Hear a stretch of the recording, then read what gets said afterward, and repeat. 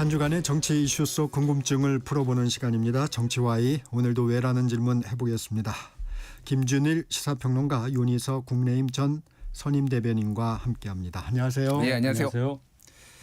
인사청문회 반환점을 돌았습니다. 사퇴 여론이 높은 강선우 여가부 장관 후보자, 이진수 교육부 장관 후보자 얘기부터 해보겠습니다. 강선우 후보자, 청문회 이후 여론이 악화된 트리거는 뭐라고 보세요?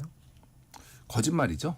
예, 거짓말인 것 같아요. 그러니까 갑질 얘기는 이미 청문회 전에 언론 보도로 많이 나왔는데, 그러면은 이제 국민들이 보는 거는 청문회장에서 어떻게 이거를 대응을 하느냐, 어떻게 해명을 하고 어떤 태도, 말도 말인데 어떤 태도들 이런 것들 많이 보는데 항상 안 좋은 게 거짓말이에요. 그러니까 예전에도 이게 위기 관리 이제 그 커뮤니케이션의 기본이거든요. 이렇게 여론이 막 집중되고 그러면 거짓말 하지 마라. 왜냐하면은 거짓말을 하면은 뭐가 됐든 하루 연장되고 이틀 연장되고 이 위기가 더 연장이 돼서 그냥 깨끗하게 인정을 하고, 그러면은 제가 참 뭐 위급한 부분이 있었는데 그때는 이게 갑질이라는 생각을 잘 하지 못했다라고 깔끔하게 인정을 하고, 하지만 뭐 앞으로 잘하겠다고 뭐 상처 입은 분들한테 사죄한다 이렇게 하고 했는데, 이거를 뭐 차에서 내가 뒀던 거를 이거 쓰레기를 아니네 하는데 그게 이제 뭐 언론 보도로 다 거짓말로 드러나고, 그러니까 좀 최악의 대응을 했다 그런 생각이 들어요. 거짓 해명이 컸다. 예. 네. 예. 윤희석 대변인. 저도 같이 봅니다. 게다가 민주당 쪽에서 이제 서로 동지라고 그러죠. 보좌진 쪽에서 거세게 이 반발 네. 의견이 나왔잖아요. 네. 그 과정에서 민주당의 이제 국회의원분들이 뚜렷하게 어떤 입장을 밝히지 않은 것도 여론의 악화, 거기에 기여했다고 저는 생각합니다. 민주당이 그 보좌진들을 동료로 인정하고 보좌진이 또 국회의원이 되는 그 선순환 구조를 잘 갖추고 있는 정당이라고 생각을 했는데, 정작 그 동료라고 할 수 있는 보좌진들에 대해서 소위 말해서 편을 들어주는 국회의원이 과연 있었던가, 그 부분에 대해서 민주당이 소위 말하는 가치연대에 금이 가는 그런 상황까지 이어지지 않았나 이렇게 생각합니다. 내부 보좌진의 반발이 또 컸다, 이런 말씀을 주시는군요. 이 거짓 해명 논란에 이어서 뭐 병원 갑질 의혹도 나오고 이삿짐 갑질 의혹까지 계속 나오고 있습니다. 이 부분은 좀 어떻게 보세요? 더 나올 게 있을까, 이거를 지금 여권에서 보는 것 같아요.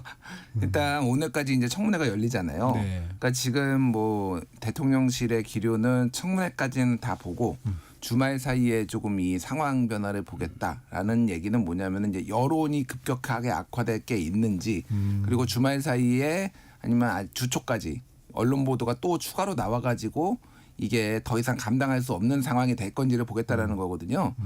그래서 뭐 갑질 계속 나오면은 못 버티죠. 그러니까 그게 핵심인 것 같아요. 그러니까 저는 개인적으로는 이 정도 되면은 사퇴를 하는 게 맞지 않나 그 생각이 들어요. 지금 뭐 그런 말씀하시는 분들 많이 있잖아요. 박지원 의원은 민심을 거역하면 안 된다. 네. 뭐 김영진 의원, 뭐 김상욱 의원 이런 분들. 김상욱 의원은 아예 이진숙 후보자는 자진 사퇴까지 얘기를 했거든요. 네. 이제 그럼에도 불구하고 용산에서의 이제 고민은 이게 뭐 여러 가지, 그러니까 한번 무너지면 계속 무너질 수 있다. 뭐 이런 것도 있고, 여성 전문 인력이 좀 적은데 그 뭐 이제 그 여성 비율 맞추는 것에 대해서 약간 어려움을 토로했다라는 얘기가 그때 언론 보도로 있었잖아요. 예. 네. 그리고 뭐 여러 가지 이대로 낙마하면은 사실 강선우 의원은 차기 총선에서도 좀 힘들지 않냐. 예, 뭐 이런 것들까지 있어서 좀 온정주의가 있는 것 같은데, 어쨌든 주말 사이 여론이 좀 중요해졌다 그런 생각이 듭니다. 자진 사퇴 가능성은 어떻게 보세요? 지금 상황으로 보면 버티겠죠. 이 정도 나왔으면 아마 자진 사퇴 의사가 있었다면 이미 행해졌을 텐데, 아직까지 그런 비슷한 얘기도 안 나오는 거 보면은 당사자들은 버티는 느낌이고, 그렇다면 인사권을 행사해야 한다는 그런 단계까지 가야 되겠죠.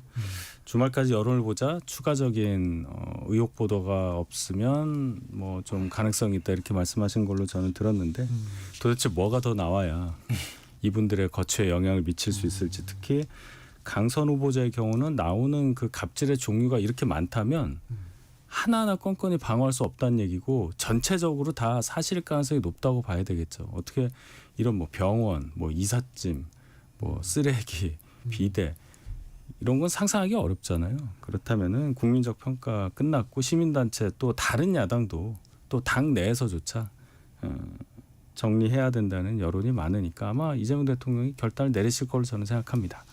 이진숙 후보자 논문 표절에 대한 해명이 또 논란이 되고 있고 정책 현안에 대해서도 좀 실망스러운 답변을 했는데 이진숙 후보자 청문회는 좀 어떻게 보셨어요? 뭐 청문회도 청문회인데 커닝 페이퍼가 워낙 화제가 돼가지고 이렇게 써 있었잖아요. 모르는 것에 대해 잘 알고 있다 대답하고 답변하지 말아라. 곤란한 질문은 즉답을 피하고 동문서답하라. 뭐 이런 거 있었잖아요. 누가 써줬는지 이거를 숙지를 하셔야 되는데 왜 이걸 들고 있는지도 잘 이해가 안 되고 이거를 뭐 일부러 보여준 것 같지는 않고 참 뭐 이진숙 후보자 답변은 저는 뭐라고 해야 될까요? 이게 이런 느낌이었어요. 이거 이공개는 달라. 너희들은 이공개 관행이다. 관행이 달라. 그러니까 국회의원들 너희들 이공개 없잖아. 나만 알거든 이거.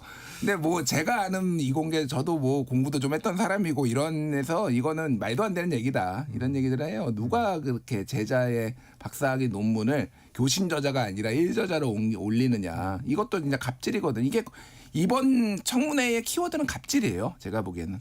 근데 예. 그 당내 일부에서는 논문 부분에 대해서는 어느 정도 소명이 됐다 이렇게 보시는 분들도 계시는가 봐요. 그렇게 어떻습니까? 뭐 보시는 건 자유죠. 저는 소명이 안 되더라고요, 솔직히. 이게 그러니까 한 건이 아니라 뭐 16건인가 지금 네. 표절이 있다라고 하잖아요.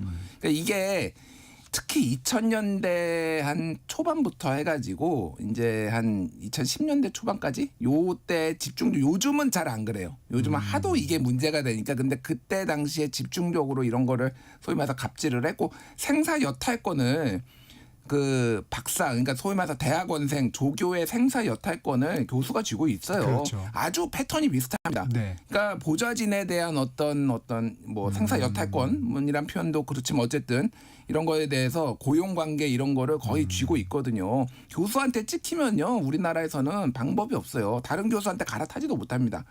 그러니까 안 받아줘요. 그러니까 죽으나 사나 이렇게 해야 되거든요. 이런 관행들에서 나온 건데 이게 해명이 됐다라고 저는 좀 보기는 어렵다. 네. 윤희석 대변인 어떻게 보십니까? 그 민주당에서 이제 그런 말씀하시는 분들은 불과 몇 달 전 또 최근 특검 수사 이런 거 한번 보시고 다시 한번 반면교사로 삼으셔야 돼요. 자, 김건희 여사 여러 의혹 중에 뭐 논문 표절 가지고 그동안 몇 년 동안 계속 얘기했었잖아요. 네. 뭐 비문을 옮긴 것까지 뭐 말이 안 되는 한글을 뭐 영어로 옮길 때 어떻게 옮기고 이런 것까지 다 얘기했는데 김건희 여사는 교육계 종사하지 않아요.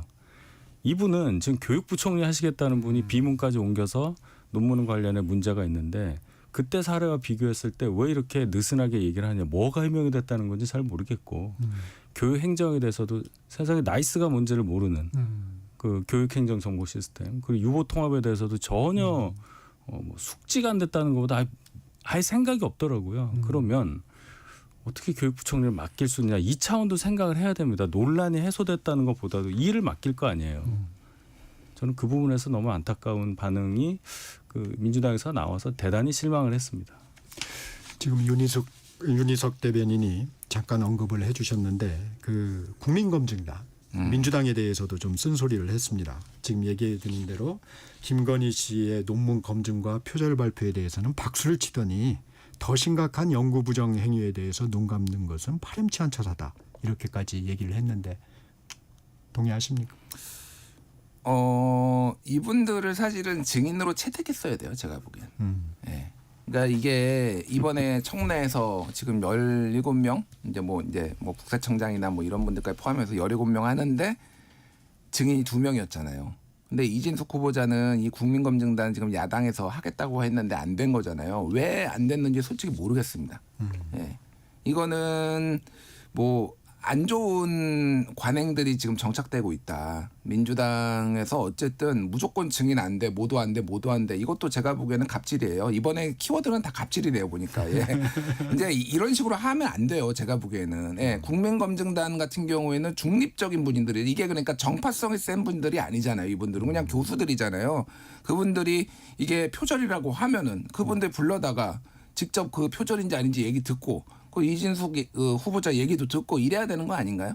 근데 이거를 어쨌든 저는 이분들의 전문성을 믿어요. 어쨌든 현직 교수들이고 이분들이 표절이라고 했기 때문에 그러면 이진숙 후보자가 그거에 대해서 직접 얘기를 해야 되는데 좀 외곽에서만 얘기를 하고 이게 좀 보기 좋지 않았다 그 생각이 듭니다. 민주당의 이중잣대에 대해서 분노한다. 뭐 이렇게까지도 얘기를 했더라고요. 그 부분 좀 어떻습니까? 어찌되었건 지금 이 청문회 과정에서 그 여야가 자꾸 이게 이제 바뀌었잖아요. 정권이 바뀌었는데 완전히 또 서로 다른 입장을 서로 내는 것에 대해서 국민들이 어떻게 보셔야 하느냐. 이제 이런 것을 유심히 여야는 다 봐야 한다고 봐요. 그 뭐 의혹이 해소됐다 안 됐다 임명하냐 그것도 중요하지만 이 과정에 임하는 것을 국민들이 다 보시고 말씀만 안 하실 뿐 느끼는 거는 또 똑같구나. 뭐 이렇게 보실 테니까 이 부분에 대해서 이제는 정권도 바뀐 김에 뭐가 좀 변화할 수 있는 어떤 동력이 마련됐으면 좋겠다는 뭐 그런 생각을 좀 해봅니다. 예. 어차피 대통령이 이제 임명권자인 대통령이 결정을 하실 텐데 대통령이 임명을 강행할 경우의 파장은 좀 어떻게 전망하세요? 콩깍지가 이제 벗겨지겠죠. 저는 이제 콩깍지라는 얘기를 했는데 소위 말하는 뭐 허니문 기간. 그래서 뭐 이게 지금 대통령이나 정부가 하는 것에 대해서 굉장히 우호적으로 보는 시각이 있고 그리고 실수에 대해서도 좀 더 지켜보자 뭐 이런 여론이 있잖아요. 강행을 할 경우에 지금 당장에 엄청 큰 타격이 있지는 않아요. 제가 보기에는. 그러니까 뭐 예전에 윤석열 정부 때도 마찬가지였어요. 예, 그게 인사 하나에 대해서 강행을 하거나 뭐 이를테면 고집을 피운다고 해서 그게 당장 타격이 있지는 않지만은 기본적으로 이제 허니문 기간의 종료 시점이 뭐 완전 종료는 아니더라도 어쨌든 이제 좀 그런 것들이 현실에 대해서 특히 보수층의 이탈들이 이제 조금씩 이제 생기지 않을까 그 생각이 들고 뭐 저는 인사권자의 의견을 존중하고요. 그런 리스크까지 안고서 가겠다면은 뭐 갈 수밖에 없는 거죠. 새 정부에 그래도 조금 우호적이었던 보수층이 이제 또 이탈할 수도 있다. 뭐 바로 때로 이렇게 이탈하지 않을 거예요. 왜냐하면은 뭐 여러 여론조사를 보면은 긍정평가의 첫 번째 이유가 경제 민생이에요. 네. 사실 경제 민생에 잘한다라고 평가를 하고 있기 때문에 지금 이게 좋은 건데 인사를 잘못했다고 해서 그게 바로 빠지진 않습니다. 그럼에도 불구하고 이제 이게 누적이 되는 거죠. 그러니까 바디블로우 하나씩 뭐 권투에서 한 대씩 맞은 게 뒤에 KO 되는 것처럼 그런 생각이 드네요. 네. 임명을 강행했을 경우 파장. 다른 분들은 모르겠는데요. 강선우, 이진숙 이 두 분을 만약에 임명 강행하면 그동안 이재명 대통령이 얘기했던 것의 상당 부분이 어떻게 보면은 약속을 안 지키는 것처럼 보일 가능성이 크죠.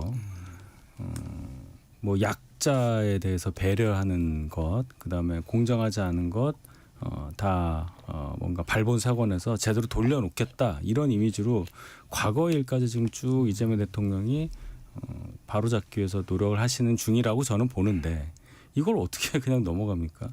특히 이제 강선우 의원 같은 경우에는 민주당 내부에서 반발을 특히나 그 보좌진 근간이 될 수 있는 그분들의 반발을 누르고라도 이분을 임명할 이유가 과연 어디에 있느냐 그렇게까지 따지고 보면 이재명 대통령이 저는 안 하실 걸로 보는데 하신다면 굉장히 큰 손실이 있을 거다 이렇게 그러니까 봅니다. 요거 하나만 말씀드리면은 이제 제가 뉴스를 다 보니까 모든 언론이 사설 뭐 10대 일간지 포함해서 대부분의 거의 모든 언론이 사설로 다 썼어요. 사퇴시키라고. 네, 특히 이제 이름을 박아서 이진숙, 강선우까지 이제 제목으로 뽑은 데들의 상당수예요. 그러니까 뭐 시민단체, 정교조 반대하지, 여성단체 반대하지 지금 찬성한 사람이 없어요. 근데 이 정도가 나왔는데도 추가로 더 여론을 보겠다? 뭘 보겠다라는 건지 솔직히 잘 모르겠습니다. 저는. 네. 송원석 비대위원장, 국민의힘 비대위원장 인사검증 시스템 개선을 위해서 대통령에게 면담을 요구하고 나섰습니다. 이건 어떤 의도인가요? 제 생각엔 인사청문 과정에서 아무리 야당이 반대해도 대통령 임명하면 되는 거 아니에요. 네. 총리 빼고는. 네. 그러니까 이참에 좀 야당의 의견을 지명 전에 반영할 수 있는 어떤 시스템을 마련하자. 아마 이 정도 제안이 아닐까 싶어요. 인사는 고유 권한 아닌가요? 고유 권한인데 네. 인사청문회를 통해서 거치는 그 기능이 작동을 안 하니까 왜냐하면 송원석 의원이 이 제안을 하면서 말씀하신 게 이거 검증 없이 그냥 추천했다 이런 얘기가 있다 이런 얘기를 하셨단 말이에요. 그렇다고 해서 야당이 청문회 단계에서 아무리 반대해도 그게 도달로지는 건 아니니까 낙마 외에는 방법이 없잖아요. 아마 그런 것까지 포함한 어떤 제도 개선 결론은 야당의 목소리를 좀 반영할 수 있는 길을 달라 아마 이런 정도. 저는 여기에 더해서 결국 인사청문회 제도를 좀 바꾸는 그런 하나의 계기로 삼았으면 좋겠다. 특히 이제 가족 문제 같은 것까지 나오니까 꽤 실력 있는 분들이 이 청문회 자체에 응하지 않아서 장관 안 하겠다. 뭐 이렇게 되는 상황을 좀 타파해야 되는 게 아닌가 그런 생각까지 해봤습니다. 면담 성사 가능성은 어떻게 보세요? 뭐 이걸로만 해가지고 면담이 되지 아니면은 야당 대표 뭐 지도부 자주 만나신다고 했잖아요. 그러니까 그 차원에서 이렇게 어차피 이제 인사청문회는 큰 거는 다 끝났잖아요. 그러니까 이게 막 엄청 시급한 게 아니니까 그때 뭐 얘기가 나올 수도 있는데 윤희석 대변인 말씀하신 대로 큰 틀에서 이제 좀 이 왔다 갔다 하면서 서로의 내로남불 뭐 이런 것들 굉장히 이제 국민들도 익숙하실 텐데 조금 제도 개선을 할 필요는 있겠다 그 생각이 들어요. 그거를 이제 야당에서 먼저 얘기를 하면 보통 이런 거 여당에서 제도 개선하자 이런 얘기 먼저 꺼내거든요. 야당에서 얘기를 하면은 공통 분모를 찾을 수 있겠다 그 생각이 듭니다. 네. 또 이번 청문회에서 화두가 됐던 게 주적입니다. 요거 하나 여쭤보고 갈게요. 통일부, 국방부, 고용노동부, 국가보훈부 장관 후보자 청문회에서 주적에 대한 질문 질의들이 쏟아졌는데 이는 좀 어떻게 보셨습니까? 그러니까 이게 저희가 야당일 때는 네. 장관 후보자에게 꼭 물어보죠 이거를 뭔가 좀 우리랑 생각이 많이 다른데 하는 부분을 찝기 위해서 주적이 누구냐? 네. 북한이 주적이라고 생각하냐? 이걸 물어봐서 약간 어떻게 보면 과거에 썼던 그 단어 사상 검증 이런 게 나오는데 안규백 장관은 뭐 국방부 장관 후보자로서 정확하게 말씀을 하셨는데 정동영 통일부 장관 후보자라든지 특히 또 김용호 장관 후보자는 왔다 갔다 하다가 결국 인정한 것처럼 됐어요. 뭐 주적이냐 위협이냐 뭐 이런 단어까지 쓰면서. 적어도 저는 이 주적이 누구냐 북에 대한 어떤 안보 측면에서의 인식은 적어도 장관 후보자는 여나 야를 왔다 갔다 하더라도 어느 정부에서 장관 후보자에게 이 질문을 해도 똑같은 답이 나와야 한다고 생각합니다. 그 점에서 일부 후보자들의 답변이 오락가락하거나 모호했던 것은 앞으로도 이것은 많이 남을 거다. 그렇지 않은 분을 지명하는 게 제일 좋을 텐데 그렇지 않다 하더라도 뭔가 준비해서 나와야 한다. 분명히 그걸 물어볼 텐데 왜 김용호 장관 후보자 같은 경우는 그렇게밖에는 답변하지 못했을까? 그래서 더 불거진 거 아니겠어요? 네, 일관된 좀 예. 답변들이 나와야 된다. 그렇죠. 정부 부처 장관 후보자들 사이에서. 네. 저는 그렇게 생각하지 않습니다. 드디어 윤희석 대변인과 이견이 확 생겼는데요. 아니, 그러니까 주적이라는 개념 자체가 이제 국방부에서 쓰는 거예요. 그래서 국방백서에 북한을 주적으로 넣었다 뺐다 이런 건데 전 세계에 주적이라는 거를 우리가 정해놓고 하는 나라가 없어요. 왜냐하면 안보 상황이 변할 수도 있고 그게 여러 가지 이제 문제들이 있으니까 그렇게 하는 거잖아요. 그래서 국방부 장관한테 주적을 물어보는 거는 오케이, 뭐 그럴 수 있다라고 봅니다. 저도 북한이 제일 큰 위협적인 적이라고 생각해요. 근데 그거를 주적이라는 걸로 이게 법적 개념도 아닌데 이렇게 하는 게 맞느냐. 특히 통일부 장관한테. 그러니까 저는 이렇게 보거든요. 환경부 장관이 국토부 장관처럼 생각하면 안 돼요. 환경부 장관은 환경부 장관처럼 환경은 우선시해야 되는 거 아니에요.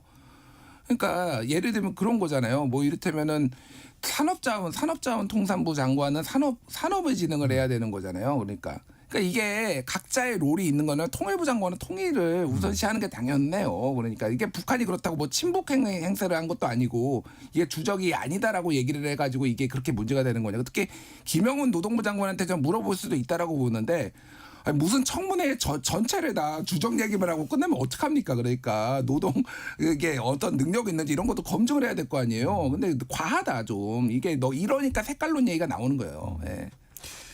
주제를 좀 바꿔보겠습니다. 윤석열 전 대통령 수사 문제로 좀 넘어가 보겠습니다. 윤 전 대통령 특검 소환에도 계속 불응하고 있고 2주 연속 내란 혐의 재판에도 불출석하고 있습니다. 오늘 예정된 구속적부심에는 직접 나와서 건강 문제를 호소할 것으로 전해졌는데 어떻게 보십니까? 그러니까 수사는 못 받겠어요. 현기증 난단 말이에요. 이러면서 지금 수사 못 받겠다고 하잖아요. 근데 또 구속적 부심은 갑자기 현기증이 네. 사라집니까? 그러면은 혈당이 갑자기 낮아지시나요? 구속적 부심에서 내가 구속에 풀려났다고 날 것 같이 생각하니까 이 변호인들이 한 얘기는 더 가관이에요. 수사와 재판을 동시에 하기에는 체력이 딸리니 그러니까 또 이제 수사는 하지 말아라 뭐 이런 구속을 하지 말아라 뭐 이런 얘기 지금 변호인들 했잖아요. 그러니까 이게 정말로 아픈 것이냐. 저는 웬만하면 좀 선의로 해석을 하려고 하거든요. 김건희 씨도 진짜 우울증이 있었겠죠. 뭐 그거를 거짓말로 보지는 않는데 수사를 못 받을 정도인가에 대해서는 굉장히 좀 믿을 수가 없어요. 그러니까 좀 뻔뻔하다 그런 생각 많이 듭니다. 예. 네, 윤희석 예, 대변인. 이 상황을 이렇게 곱게 보실 국민들은 적겠죠.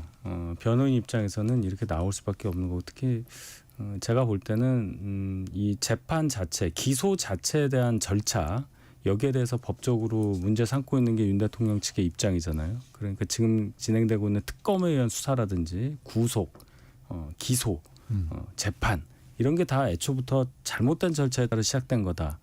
이 주장을 계속 드러내기 위해서라도 윤 대통령 측에서는 수사와 재판을 제대로 응하지 않는 것이 그 메시지를 더 강화하는 것이 될 것이고 결국은 지금 어쨌든 정치적으로 탄압받고 있다. 과거에 이런 단어 많이 썼죠. 양심수. 이런 어떤 이미지를 지지층에게 주기 위한 그런 포석으로 저는 읽었습니다. 그런데 모스탄이라는 인물이 좀 화제입니다. 윤 전 대통령이 접견하려다가 내란 특검에서 이제 가족 변호인을 제외한 피해자 접견 금지를 결정해서 이루어지지 못했다는데 이건 좀 어떤 인물입니까? 단현명 씨더라고요. 한국명.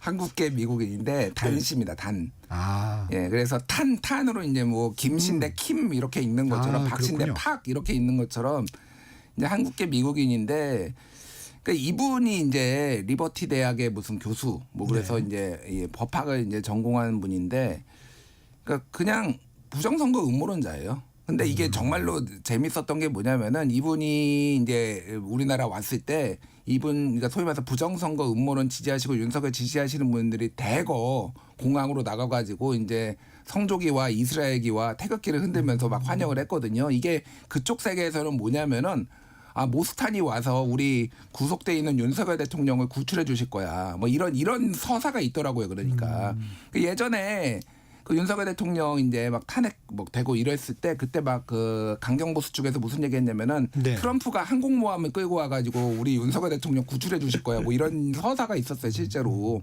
거의 같은 겁니다. 근데 이제 이 부정선거 게다가 또 하나가 부정선거 음모론을 주장하는 건데 야, 우리만 주장하는 게 아니라 국제적으로 권위 있는 이런 사람도 지금 부정선거 얘기하잖아. 그러니까 이거 부정선거 맞아인데 이 사람이 주장하는 근거는요. 우리나라 극우 유튜버들이 그 얘기를 하니까 그걸 받아가지고 이런 일이 있다라고 얘기를 한 거거든요. 그러니까 자기들끼리 피드백을 하는 거예요. 이게 서로 근거가 돼가지고 부정선거 음모론을 강화를 하는데 이 상황에서 윤석열 대통령이 이거를 면담을 하겠다. 그러니까 계속 부정선거 음모론 가지고 가겠다. 자기 지지자들 끌고 가겠다 이런 거죠. 예. 윤희석 대변인 어떻게 보셨어요? 지금이 뭐 구한 말이 아니잖아요. 아무리 한국 혈통을 갖고 있다고 해도 엄연히 외국인인데 외국인의 어떤 힘을 빌어서 뭔가 정치적인 이득을 얻고자 한다면 이거 이상한 거 아닙니까? 게다가 우리나라에서 나오는 얘기들인데 거기에 대한 정보는 우리가 제일 잘 알지. 이분 뭐 아무리 그래도 영어를 훨씬 더 많이 쓸 텐데 이분이 더 잘 알겠습니까? 근데 이분이 와서 어제 연설하는 것도 제가 봤어요. 네. 그냥 똑같은 얘기 반복하더라고요. 옆에 통역 세워놓고. 그러니까 이런 식의 퍼포먼스 성격의 정치적인 메시지 발산이 과연 국민들께 어떻게 읽혀질 것인가. 이런 주장을 하시는 분들 뭐 주장하시는 건 자유지만 그런 것까지 생각한다면 역효과가 훨씬 많겠죠. 거기에 윤 대통령이 또 만나려고 했다. 이러니까 더 윤 대통령이 어떤 생각 하시는지에 대해서 그동안 지지하셨던 분들조차 의아해하죠. 네. 윤 전 대통령은 옥중 편지까지 썼던데 네. 이런 행보가 소구력이 있다고 판단을 하고 있는 건가요? 제가 뭐 다 윤 대통령 마음을 알 수는 없는 네. 거고 결론은 이렇게 하는 것이 뭔가 도움이 된다고 생각하니까 편지까지 쓰시고 그것을 또 대중이 알게끔 전환기를 통해서 발표하고 그런 거 아니겠어요? 네. 행보가 별로 그렇게 다르지 않습니다. 대선 기간에도 전환길 씨와 같이 그런 부정선거 관련 영화도 보시고 하는 이 행보가 결론은 계엄의 어떤 이유가 될 수도 있었다고 보는 부정선거는 실제 했고 그것에 의해서 정권이 바뀔 수 있었고 뭐 이런 여러 가지 생각들 음모론이라고 볼 수도 있는 그 사안에 대해서 윤 대통령은 아직도 많은 믿음을 갖고 계신 게 아니냐 이렇게 볼 수밖에 없죠. 그러니까 요거는 음모론자는 크게 보면은 여러 부류가 있는데 크게 보면 두 부류가 있어요. 생계형 음모론자하고 신념형 음모론자가 있습니다. 네. 그러니까 전 뭐 황교안 전 총리께 죄송한 말이지만 이분은 신념형이에요. 신념형 부정선거론자. 근데 제가 보기에는 약간 생계형 뭐 이게 정치적 이유로 부정선거를 얘기를 윤석열 대통령이 처음 했을지 모르겠는데 이제는 신념이 된 것 같아요. 제가 보기엔 이게 망상계에 진짜 있다. 그러니까 이게 내가 이렇게 된 것에 대해서 뭔가 원인을 찾아야 되거든요. 그럼 결국은 이거는 부정선거 때문에 이렇게 됐고 이거를 내가 제대로 척결하지 못하고 이런 식으로 이제 가면은 모스탄을 부른 것도 저는 이해가 갑니다. 예. 네, 마지막 주제 좀 살펴볼게요. 윤희숙 국민의힘 혁신위원장 1차 인적 쇄신 명단을 발표했습니다. 우리 윤희숙 대변인이 좀 혁신위에 대해서 회의적인 의견도 지난주에 얘기했었는데 네. 이 쌍권 의원들이 좀 빠졌어요. 이거 좀 어떻게 보세요? 저도 왜 이 두 분을 뺐는지에 대해서 좀 의문이에요. 좀 생각을 해보면 처음에 윤희숙 의원이 개인에게 당원이 어떤 당 구성원에 대한 어떤 인적 청산 권한을 주지 않았다라고 했다가 이제 실명을 거론한 부분을 보면 약간 좌충우돌하는 분위기예요. 그러니까 뭔가 생각이 정리돼서 어떤 본인 생각의 어떤 절차와 단계에 따라서 지금 말씀하시는 게 아니라 확 뭘 내지르고 일요일에 했다가 또 언제 했다가 이런 식으로 그 과정에서 좀 순서가 바뀐 느낌이 들고 바로 질문이 나오잖아요. 왜 그 두 분에 대해서는 얘기 안 하느냐. 어떤 깊은 생각 끝에 이 두 분을 얘기 안 했다 이렇게 보여지지는 않아요. 그러나 어쨌든 처음으로 실명을 거론했다는 점에서 어떻게 보면 좀 기분 나쁜 침묵이 이어지던 당내에 엄청난 큰 파장을 일으켜서 그래도 이러한 논의가 나오게끔 했다는 점에서는 윤희숙 위원장의 발언을 평가하고는 싶은데 여전히 왜 쌍권은 빠졌느냐에 대해서 정말 묻고 싶습니다. 시간이 좀 짧지만 네. 네, 윤희숙 혁신이 안 돼요. 그냥 안 됩니다. 뭘 구구절절 그냥 당대표가 새로 뽑아서 당대표한테 정권 조사하는 게 더 빠르고 저는 국민의힘이 장기 침체의 초입에 들어섰다고 2007년부터 2015년까지 민주당이 당명이 8번 바꿨거든요. 그때 열린우리당, 대통합민주신당, 통합민주당, 민주당, 민주통합당, 민주당, 새정치민주연합, 더불어민주당 이렇게 장기 침체 지금 초입에 들어갔다. 그렇게 봅니다. 추가 혁신안 아마 전당대회 전까지는 좀 어려울 것이다.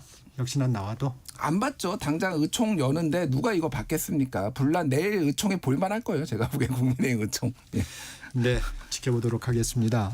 오늘은 여기까지 듣겠습니다. 정치와의 김준일 시사평론가, 윤희숙 국민의힘 전 선임 대변인과 함께했습니다. 고맙습니다. 네, 감사합니다.